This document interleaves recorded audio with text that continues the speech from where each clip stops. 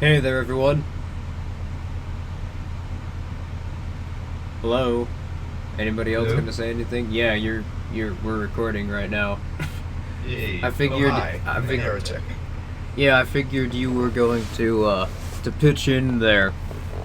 Anyway, so this is the second episode of Cool Capitalist Kids since we've been back. Yeah, there's still people that are joining the chat to listen to the show in real time here.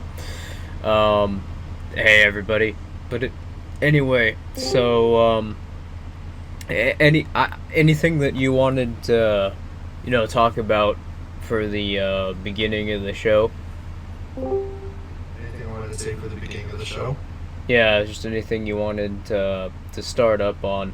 I got to tell you, like, for instance, in my case, like, I've been working on this like super memey video, just making fun of Peter Schiff, not really focusing a whole lot on arguments against things that he says, but more just making fun of them because the thing is, Peter Schiff talking about cryptocurrency is one of those rare situations where it's not really even like worth taking your time to respond to because everything that he says is so absurd that anyone who's even remotely informed on the subject already knows the problems with it.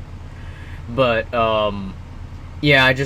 I've been looking into him a bit more, and I've found even some even more interesting things which I previously didn't know about, such as the fact that he's the CEO of a full reserve bank, a private full reserve bank called Euro Pacific Capital.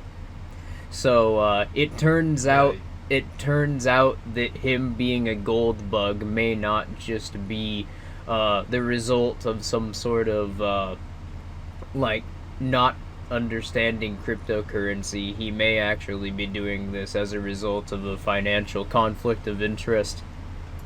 Oh, yeah. The guy definitely has a massive conflict of interest. Every time he goes on a show, and I've seen him go on other shows, even back when I was conservative, where he would advertise himself as the owner and CEO of Euro Pacific Capital. So this is, I wouldn't say it's not new information, but it does demonstrate very clearly that he has a significant conflict of interest when we talk about crypto, which is actually very interesting because he's operating on his arguments operate on a framework that crypto and gold are opposed to each other somehow, which honestly makes no sense to me. I mean, I tell people all the time, like, if you want to prepare, you buy gold and crypto because gold's going to be useful before, in the time after the collapse, but before the wide society wide adoption of cryptocurrency. And even afterwards, like, you can just sell your gold for crypto. Well, I mean, to be fair, I knew about Peter Schiff being the CEO of Euro Pacific Capital. I just looked more into his sort of business practices, and I realized, well, yeah, that's I probably a mean, better explanation of. I mean, he may just be a tard because even when he's not talking about cryptocurrency, he yeah, he demonstrates little to no understanding of the economic thoughts and concepts which he claims to hold. But yeah, that definitely is a great explanation of why he's doing this, more so than him being a government shill. I mean, he very well might be a government shill. I don't know, but I mean, it seems like just using Occam's razor, this would be a more plausible explanation, which we have more evidence to support. You know, this as a it explains certainly like that vested interest. It explains what that's in. But anyway, I think that we should start off today by going over an interesting fact which was actually brought up. It was actually pointed out by someone on Twitter. I don't have their handle pulled up right now. Their name is like I want to say Voluntary Ellie, but I don't think that's right. Hey, what's up, retards? What's up, bullshit? Kick it. Oh, hey, you're banned. I just muted him. Yeah, I was wondering how long it was gonna be before that happened. Anyway, but yeah, this person, voluntary. I don't know their name, but they pointed out. Can you go ahead and share the original tweet that I sent to you in general? Yeah, give me a minute here. Yeah, here it is. Yeah, here it is. Voluntary LE. I'm posting it in general chat, and here it is. Hey, guess what? One single dollar trading hands 7 times generates a $2.26 tax burden. Oh, hey, I was right about the name. I don't know. But anyway, Government is siphoning your wealth and productivity at a magnitude you never imagined. You're welcome. So yeah, turns out actually that yeah, you don't even really need to trade in the gray and black markets to kill the state as a single goal, because at this point, in order for the government to sustain itself, it needs to operate at a net loss. It's just like it's full debt at this point. It's just debt. like that's literally what it's. Well, all right, what were you gonna say? Sorry. You can just go on a what's it called, usdebtclock.org, and see that for yourself. The amount that the United States has to pay every year just to maintain the interest on the debt is absolutely outrageous, and it's becoming a larger percentage of the United States' federal budget every year. And the funny thing, it's non-discretionary. They have to pay it. And as the debt gets larger, the interest payments get larger. So they are screwed. Literally, in order to win, we don't have to do anything. Well, if you actually want the, if you want as little, conflict as possible, and you want the transition into a stateless society to be as smooth as possible once the economy collapses, you should probably still engage in productive activities within the gray and black markets and establish networks that make it much easier for people to trade around the state. Because, the difference between a smooth and a rough transition is going to be the difference between a free society and an enslaved one. The last time that we had a transition quite like this, it was extremely rough, and we ended up with literally Hitler. So, well, I don't think that it. I don't desirable think as that I don't think that you'll actually end up getting a state society again, because of the fact that as is there are already so many subversive networks and means by which people can trade resources that as of right now it is impossible for someone to actually track the trading of private commodities. But yeah, that is what will happen if there aren't a series of consistent networks which are completely subversive to the current economy, so that competition emerges within these gray and black markets with the resources generated through these new commodities and networks of trade that are created through agorist innovations. What will happen is more than likely the moneylenders who back up all the states that we currently have, so the Rothschilds, etc., all these major financial interests, they'll try to prop up a figure like Hitler, but they won't actually be able to establish a monopoly on arbitration, because people will be able to subvert their ability to this Hitler figure's ability to collect revenue and to try and centralize all the resources. It's so easy to do that they wouldn't really have any major influence. And it would also be very easy for people to protect themselves and ensure that, yeah, it, like, it would sort of be this state against a series of decentralized communities, which are making up the entire population of the world at this point. And Oh god, like this is funny. Someone in the general is just asking, why is the debt going up so fast? Because I recommended them look at usdebtclock.org, and on the top you can see US national debt. It's going up by like the tens of thousands every second. it's called late statism. The state's expanded to where it needs to spend more than it actually gains from obtaining new resources. So yeah, You you're can see US federal tax revenue. It is going up, but not nearly the same rate.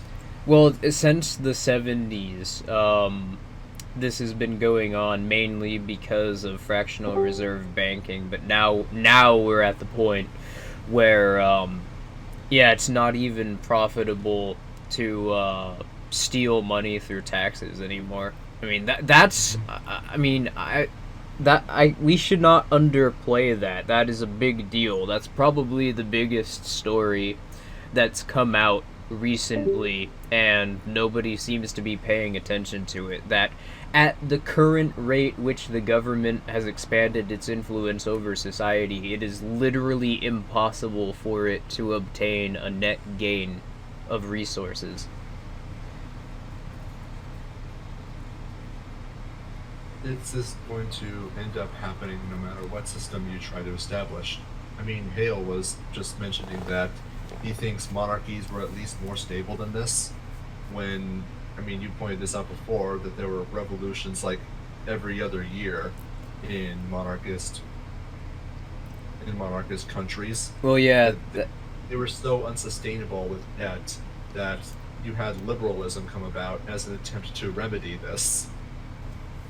yeah. It's I should probably do an entire video on Enlightenment philosophy, because a lot of people look at liberalism and the concepts which sort of gained dominance and were promoted by the mainstream media of the time as, you know, sort of countering forces to mercantilism and monarchy. But in actuality, I would argue that these were simply the result of the political elite of the time changing their strategy and sort of working in a way to try and counteract the problems which had shown to be plaguing their current systems of rule. They got rid of the economic problems of mercantilism. Well, the main one, at least, being that it's much more. The state has to basically you know, there's very little room there. The state cannot actually operate at a net gain unless it's constantly expanding, which is why so many of these monarchist states back 500, 600 years ago so heavily relied on imperialism. That's because, yeah, they had no actual free speculation with resources, and everyone who was a producer had to be selected by the state, and what they did with their resources was directed by the guilds which the state set up for these producers, and there was no real competition between any of them. So that's what ended up happening. You ended up getting mismanagement on a systemic scale. you can imagine like what would happen. Like just think about today, how stagnant our technological development is, how stagnant our economy is because we have series of oligopolies mandated by the state. I mean, in any geographic location, you have a selection of maybe two or three ISPs, a selection of two or three cell phone providers, TV, cable companies, some grocery store chains that are limited geographically. Well, yeah, they It's attempted. basically like it was basically. Sorry, I wasn't finished. It was basically like that in the medieval time, except instead of an ogliopoly, it was a straight up monopoly, and they just called them guilds at the time. I figured that'd just be a proper explanation that a lot of people can relate to what the medieval guilds were like. You had whenever you wanted a chair made, or you wanted a house built, or you wanted a sword made because I don't know, you wanted a sword for some reason, then you went to them and you answered specifically to them. And, but yeah, the other point that I was going to bring up as for, the sort of unsustainable nature of social orders under these absolute monarchies. Well, yeah, the reason why these governments began adopting republics and republican models is because they realized that this sort of iron-fisted approach wasn't going to work because it very overtly painted the narrative that the state's interests were diametrically opposed to the population which they ruled over, which in any society is only at best going to create complacency, but ultimately is going to eventually create a legitimacy crisis. And that's the purpose liberalism served the political elite. It was to try and convince people who were being ruled over that they weren't being ruled over, so that they wouldn't experience that legitimacy crisis and have to spend so many resources on trying to quell revolutions every 2 years. And as a result, you end up with things like, instead of people fighting revolutions over a 0.5% tax increase, people are perfectly acceptable, or people perfectly accept it when the state decides, like, hey, you know what? Let's have a 90% income taxes. And yeah, the American Revolution. I mean, I'm kind of surprised that as few people point this out. Well, not really, because it seriously bursts the bubble of most political allegiances and what's seen as sort of like a popular view in mainstream politics. But it is openly on record that Hamilton, Washington, and at least 5 other people who signed the Declaration of Independence were on the payroll of the Bank of England during the American Revolution, and those who weren't confirmed to be on the Bank of England's payroll, mainly Thomas Jefferson and Ben Franklin, were openly aware of the fact that the people who were on the bankroll were in fact on the bankroll of the Bank of England. The payroll, I mean, but still, my point is that everyone, like every single one of the major figures there, was being financed by the Rothschilds, and the ones that weren't being financed by the Rothschilds knew that their operation was being financed by the Rothschilds and were openly okay with it. I think it's no coincidence that all of those names you mentioned were all part of the Federalist Party, which was the group who supported the Constitution and opposed the Bill of Rights on the basis that the Constitution, the government that the Constitution created, would be so weak and inept that the Bill of Rights is no longer necessary, or that the Bill of Rights would be basically a redundancy. But I think I don't believe that they expressed that argument in good faith, especially knowing what I know about Hamilton. Suffice to say, the guy was a son of a bitch. Yeah, but my point though is I don't, the conventional view and the one pushed, the narrative pushed by the state is that the Revolutionary War was the result of grassroots political organizing, and genuine good faith opposition to the British monarchy, I don't think that can be genuinely argued based on what we know. I think what's more likely is that the Revolutionary War was a manufactured war, both to stimulate revenue for the colonies and the British Crown along with the French Empire, but also to try and give the new Republican governments they were setting up more perceived legitimacy to the population that they were ruling over. And even then, like the Bank of England doesn't only get to double dip, it gets to triple dip. They get to finance Britain's war machine, they get to finance the American war machine, and they get to finance the French war machine when they got involved. It's a great windfall for them because you put three governments into debt. So it's tremendously financially beneficial for them to do so. Make no mistake, war is insanely profitable for central banks, a point which I'm sure will be brought up again later in this stream. But as for the point that this was sort of stemmed from, governments operate around exponential growth. So what we're seeing now and what we've been seeing since 1971 is just sort of the end conclusion of what every state that exists now and ever has existed or ever will exist in the future will inevitably go through at some point of its existence. Governments have to perpetually spend, have to keep increasing spending in order to obtain revenue, and by doing so, they have to they have to increase the amount of revenue that they collect and the amount of money which is printed in circulation, which means, of course, eventually all reserve notes are going to collapse.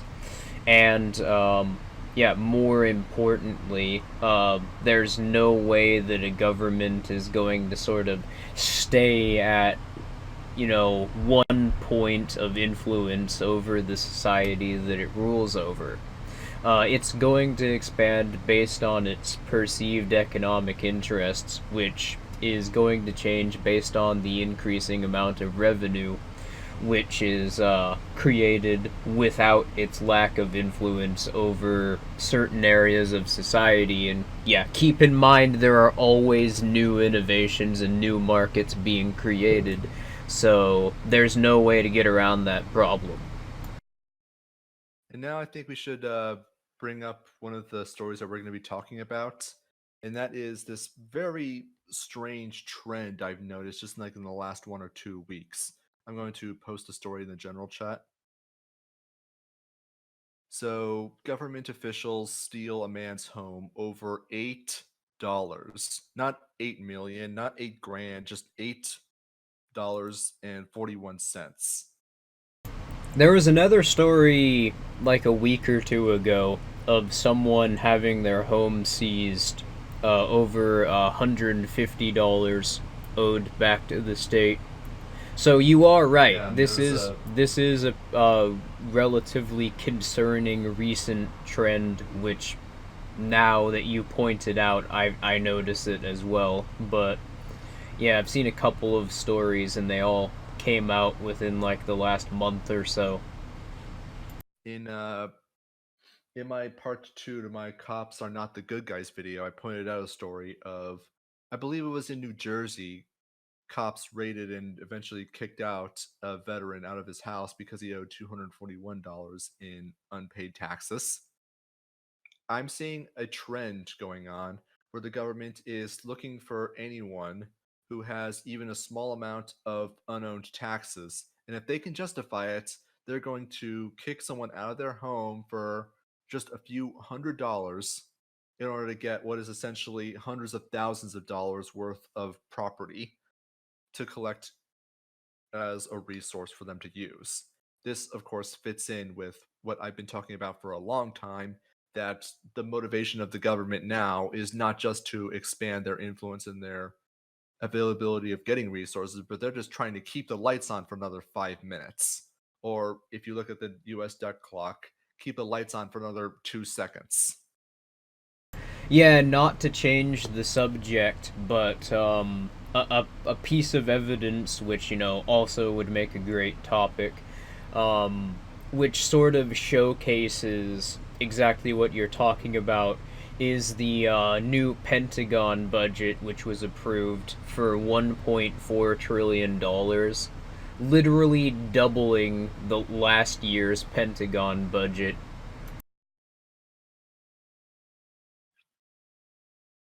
I mean, that's just. I think everyone here can recognize that that's absolutely obscene. Of course, it makes sense, like why the government is looking to or legislation enforcement as a form of revenue, as a revenue source. And I mentioned in my video that's like in many localities, fines and court fees represent 22.5% of the budgets of local and municipality governments. But this goes into a point which I've been, arguing recently, and I think a lot of people here would agree. They just, didn't really see it like this. But like I don't think anyone would disagree that Keynesianism is a pretty abysmal economic theory. But yeah, it seems though if you put Keynes's observations about how general prosperity and economic growth is created and sustained, if you take that out of context and apply it to how the government will attempt to function in order to sustain itself within a civic structure, then it actually, it's not so shit anymore. It actually explains quite a few things. Oh yeah.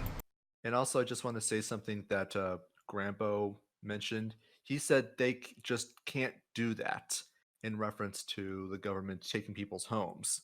I mean, when the government is the sole arbiter of right and wrong and being able to legislate it away, then, I mean, this is just a logical conclusion of that kind of anti moral framework. Yeah, and when this monopoly and arbitration uses violence to keep all other security firms and arbiters off the market, this is just sort of the natural conclusion of that. You're going to get a firm. It's not even utilitarian, it's just straight up might makes right. In which case, like, if might makes right is objectively correct, then who are we to say that they are wrong for doing so? After all, they have the most guns, they have the biggest guns, so they must be correct, right? Well, yeah, and then there's also the problem with utility or might makes right arguments being that they don't have any actual argument for any set of principles. So, I mean, a lot of people who argue from consequentialism will attempt to frame their point of view as being pragmatic, but in reality it doesn't have any sort of it doesn't really have any sort of axiomatic framework or narrative structure that it works within or can work within. So basically it's just throwing punches at midair, and occasionally your fists will land blows against random things. That's a somewhat decent boxer. That's a somewhat decent explanation of it. But yeah, the point though is that there's no real argument you can make from might makes right other than overt tyranny. I mean, I think we were talking about this yesterday. Someone on your channel, I think, was talking about might makes right versus, actual logical or actual like deontological ethics. And the problem with might makes right is that, well, it's unfalsifiable. There's no null hypothesis. At what point is it possible for might makes right to be proven incorrect?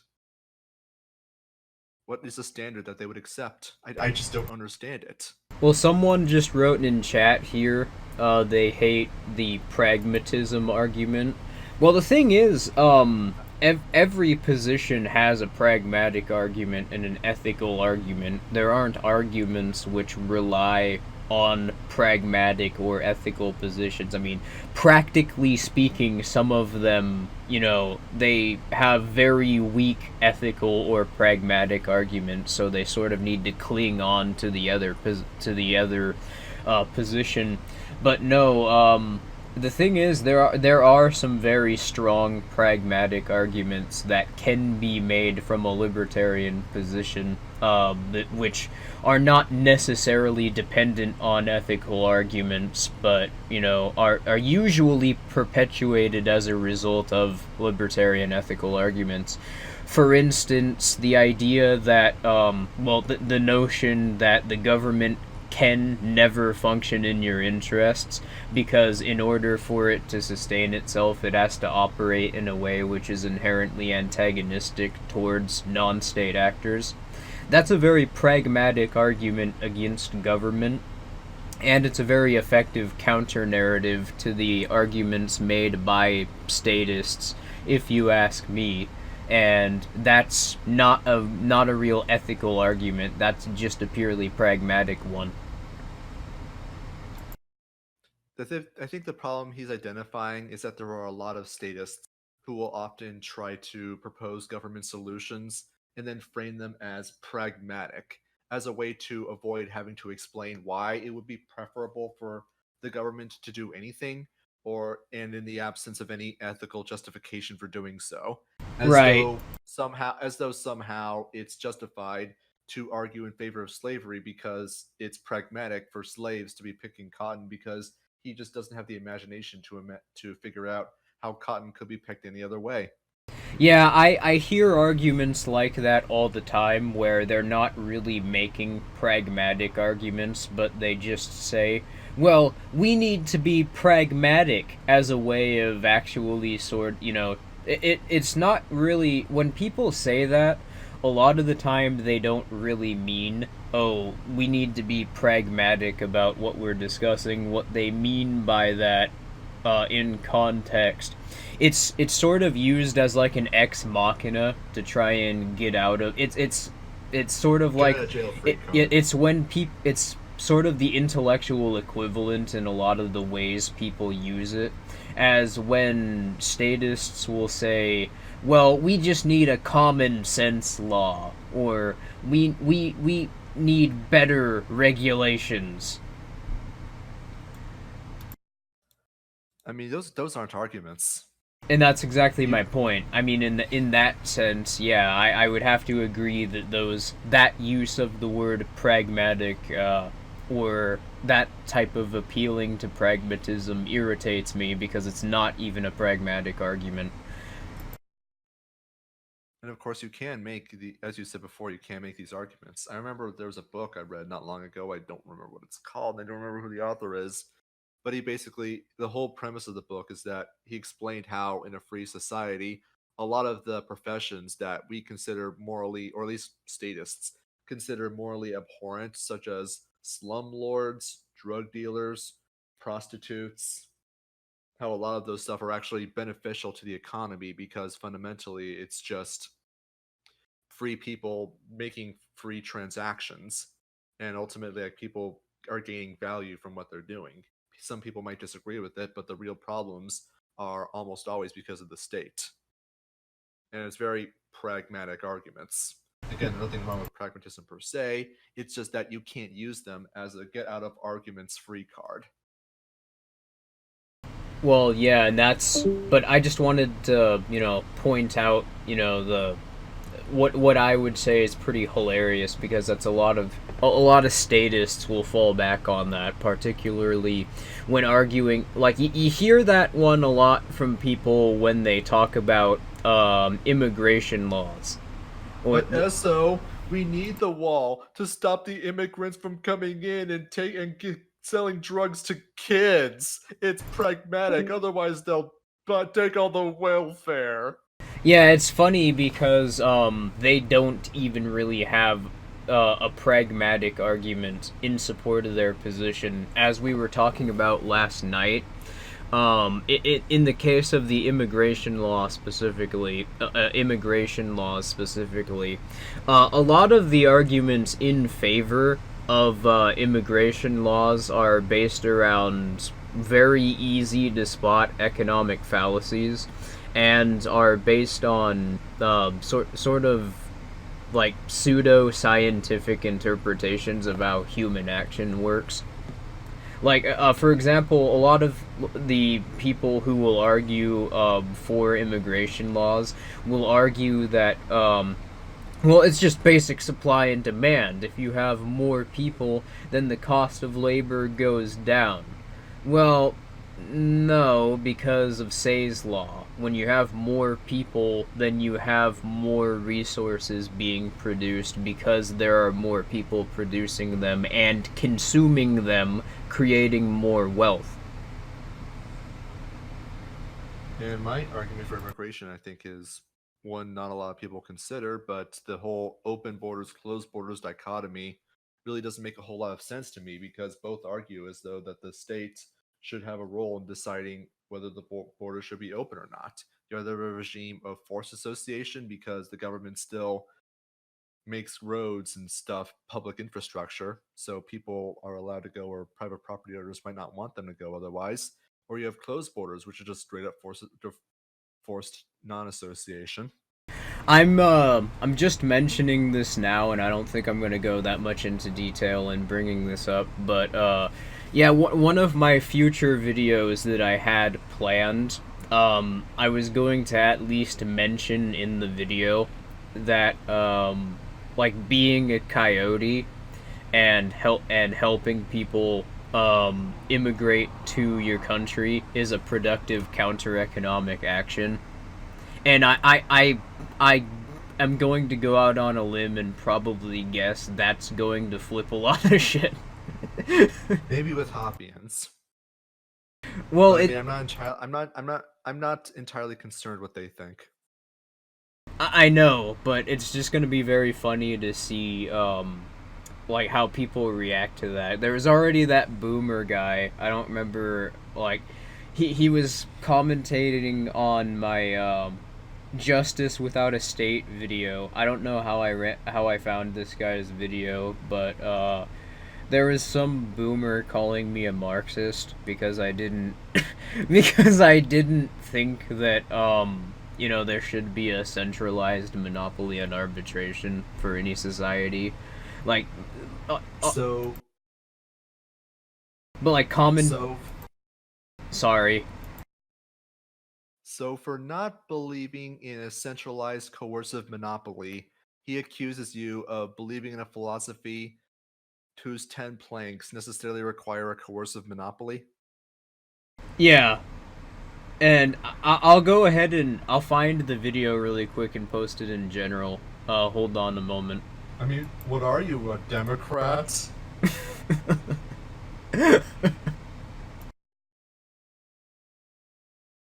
People's just perception of philosophy is just so freaking limited. It's painful to listen to sometimes. Oh God.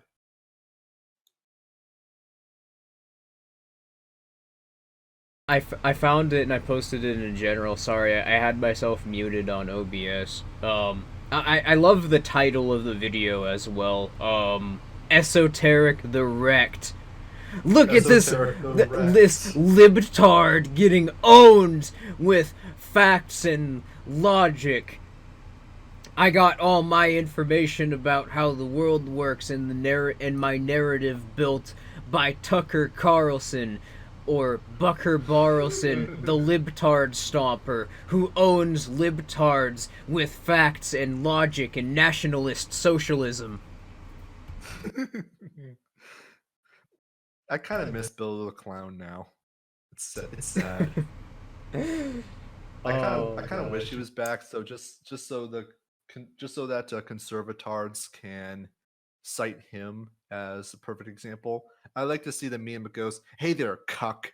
I listened to enough Bill O'Reilly to know that Donald Trump is going to pay the roads with solid gold, and Mexico's going to pay for it. Listen here, cuck. I've watched enough Fox News to know ISIS are sneaking gays into NASCAR.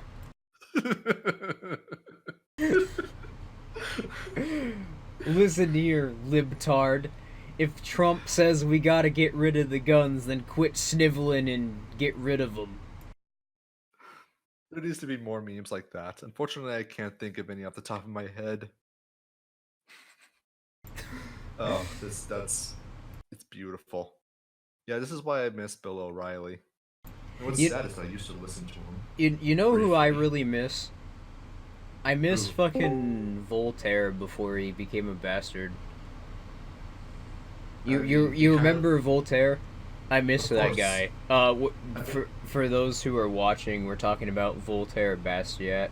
He used to say the funniest shit, and he was being 100% serious about it, and I miss it so much. Like, autism is a choice. No, autism is a choice and and masochism. That's what he said. Property is a norm, not a right. The NAP is a variation of the Marxist material dialectic. God, that guy was just amazing. I'm not a fascist. Maybe I have statist tendencies, but I'm not a fascist. No. It was. He was just legendary. No. It was. I'm not a statist. Maybe I have fascist tendencies, but I'm not a statist. That's what it was. He is the perfect Hoppian. I'm just gonna say that. The guy, the world's most well-read idiot. But as for Bill O'Reilly, I mean, yeah, back in like my early days of getting involved in politics when I was still a statist, yeah, Bill O'Reilly was still on air. But even back then, I thought he was really cringy. Like, I didn't really have a developed enough sort of worldview, and I didn't take narrative structures into consideration at the time.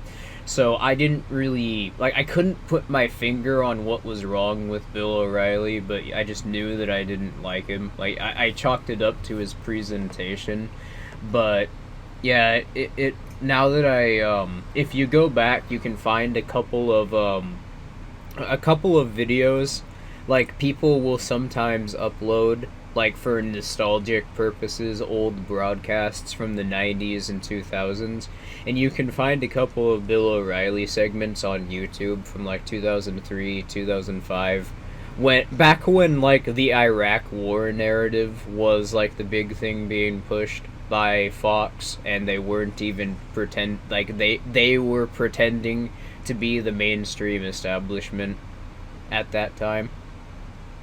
And, yeah, Bill O'Reilly basically had Tucker Carlson's old role, where on this network of establishment types, he was the libertarian, free market, populist nationalist. And, fun fact, the guy used to be a teacher, a government school teacher. Yeah, that's his background. The funny thing about that is even Tucker Carlson himself, back from around 2003, commented on the role Bill O'Reilly was playing and said, yeah, it's just a role, which I find hilarious because, I mean, Tucker Carlson is basically just the new Bill O'Reilly. Like, he even fills the same time slot. Yeah, I remember when Mark Levin used to call Bill O'Reilly the 8 p.m.er. He was so stupid that even he thought it was ridiculous. But, anyway, so I guess we could move on to our next story now. It's getting pretty close to the end of the stream. So, U.S. tax hold on a moment. I'll pull up the new tab, and I'll post this story in general.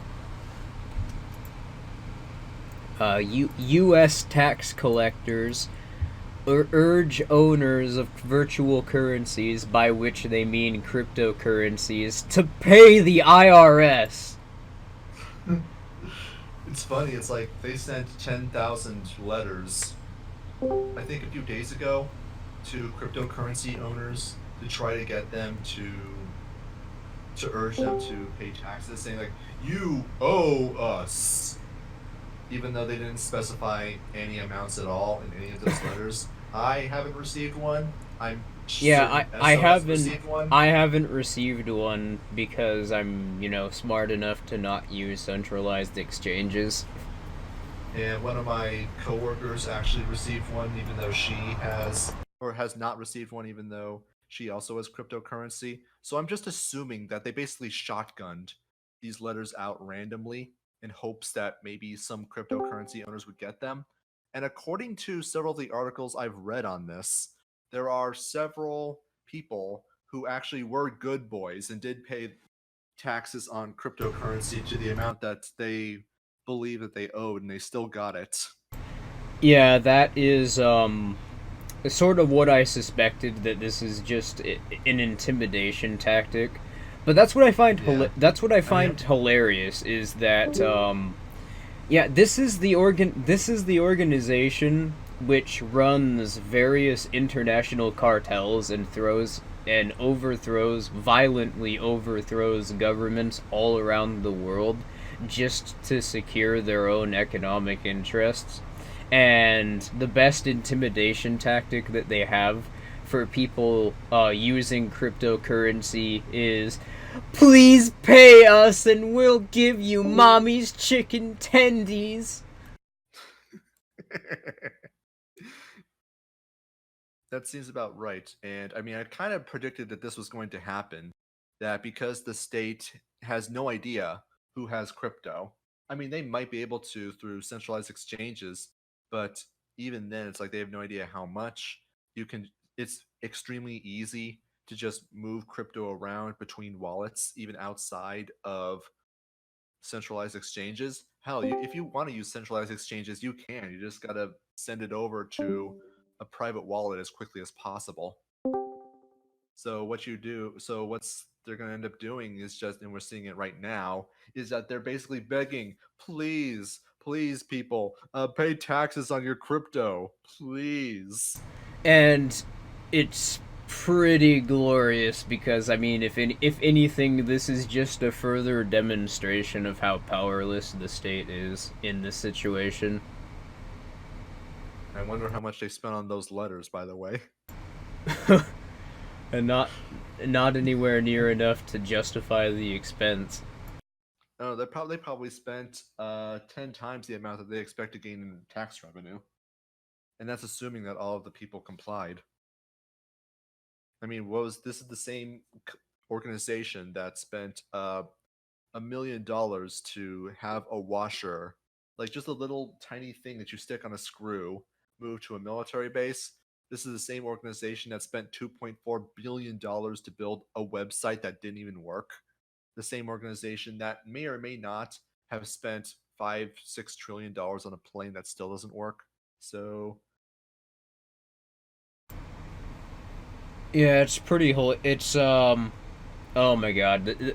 I just cannot get over the fact that people have been enslaved by states for 5,500 years, and we happen to not only be in the time where we happen to have all been born at the time where not only is it collapsing, but the states are literally going to be impossible in the next 5 to 10 years. Well, they already kind of are, but I for one look forward to seeing the first generation of human beings born who will never have known what it's like to live under a state. oh my god, I can't wait. I want to be one of those back in my day kind of guys so much. Oh god. Back in my day, we didn't have no fancy whole brain emulation simulators. We had boxes handed out by the government that was filled with our own shit, and we liked it. We tolerated it. I can't wait. Oh my god. But Man, like I'm just going to, I don't know if I should exaggerate what it was like to live under a state or not. I mean, one thing I'm actually terrified of is you're going to have a whole bunch of people who are nostalgic for the state.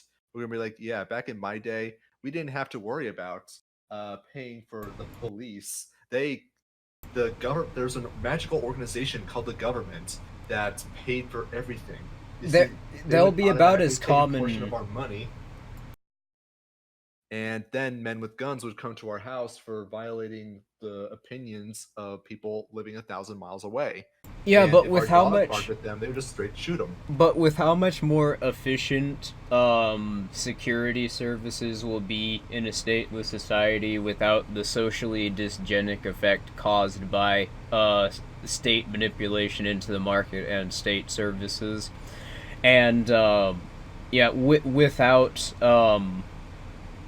people ever really, without people, with people knowing the difference between a monopoly on arbitration and what an actual decentralized series of competing firms would be like. I think those people would really be about as common as the people who argue for today for a royal guard like they had under feudalism. Like they'll be around, but you're just not going to see that many of them. I hope so. It's just that I recall that there are Italians who were nostalgic for the days of Mussolini. Yeah, I don't doubt there's going to be a few of them, but keep in mind those people are basically living within the same framework that fascism operated within. So, yeah, it makes sense that there'd be a few of them around. But yeah, I mean, being able to see what people are going to be like when they've never lived at any point in their lives under a state, that'll just be magical. Anyway, the kind of development that's going to happen just in 20 years afterwards, I don't think anything will be. It's hard to imagine, honestly. Anyway, so should we go over our last story here, the Intelligence Authorization Act? Yeah, we're kind of basically out of time, so we'll have to go over it very quickly. We're 50 minutes into the stream. All right. So, what we got here, let me see if I still have the article. I do not. I need to pull it up.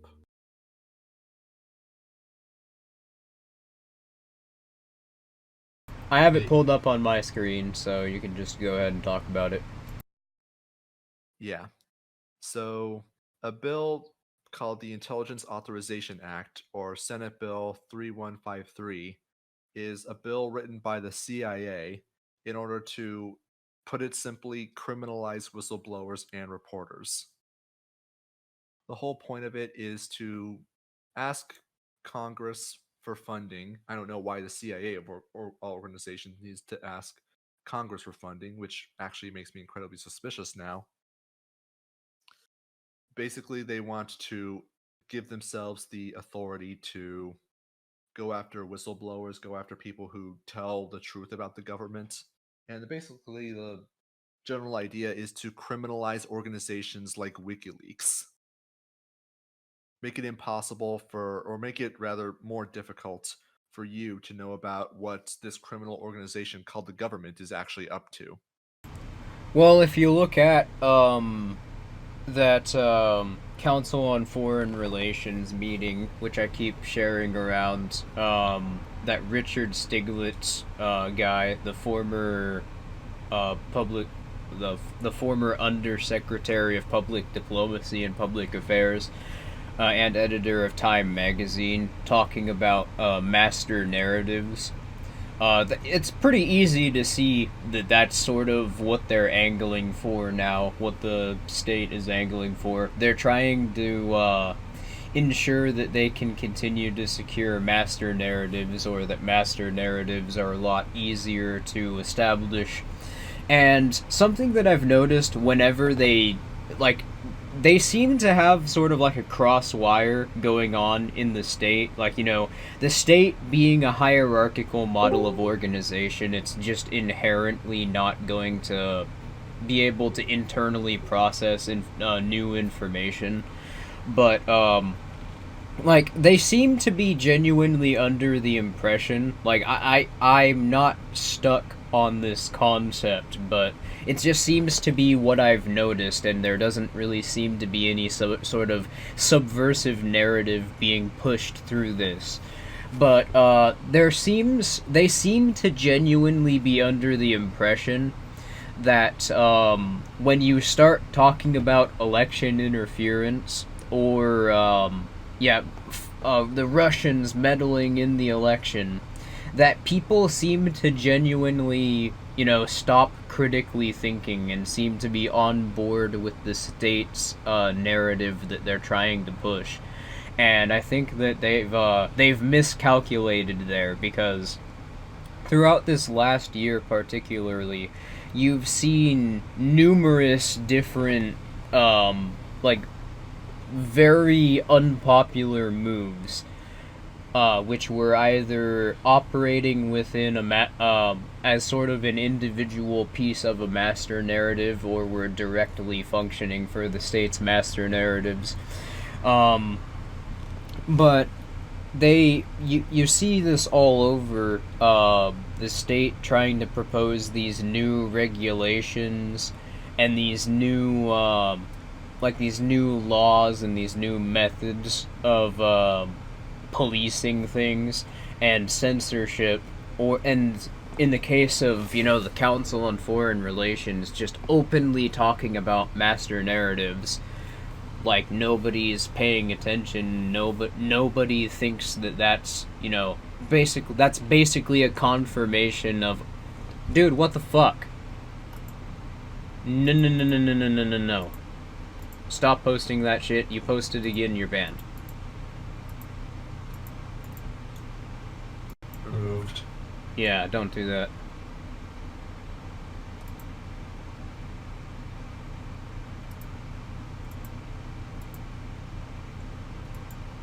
Blocking out the screen.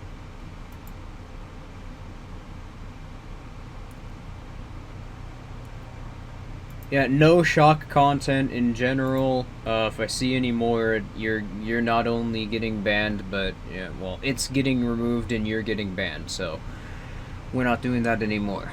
Anyway, what were we talking about again? You're talking about the CIA and their master narratives. Yeah, well, they seem to genuinely have come under the impression that when they bring up election meddling and people bring up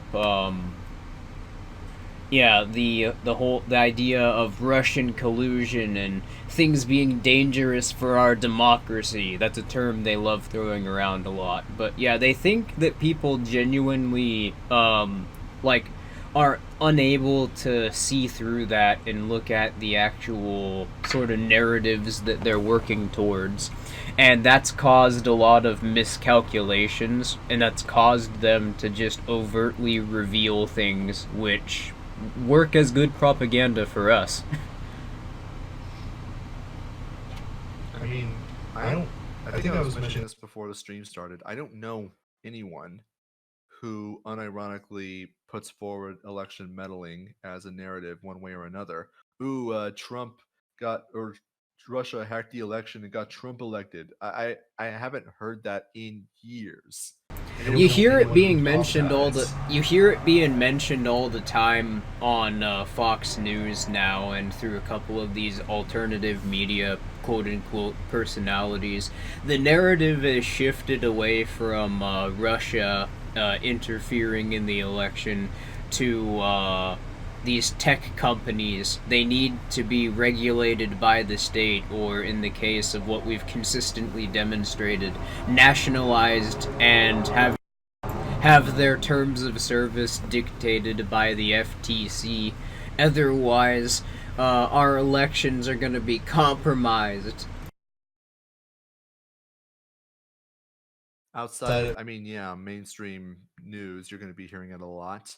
But I'm talking about people I talk to online and in real life. They no one talks about it. It's not. It's a non-issue. And I you, hear people more talk. I hear more people talking about climate change than I hear people talking about the election meddling. well, you do hear people genuinely talking about like social media bias, which, as I've pointed out in like I don't know 5 videos now, is caused by the state through various finance regulations, and licensing laws, along with either international or national political think tanks and governmental agencies, such as the Atlantic Council and the State Department, along with the Federal Deposit Insurance Corporation. Goes around designating certain content creators as high risk associates so that they'll have to get dropped by the platform, otherwise be in violation of certain finance laws.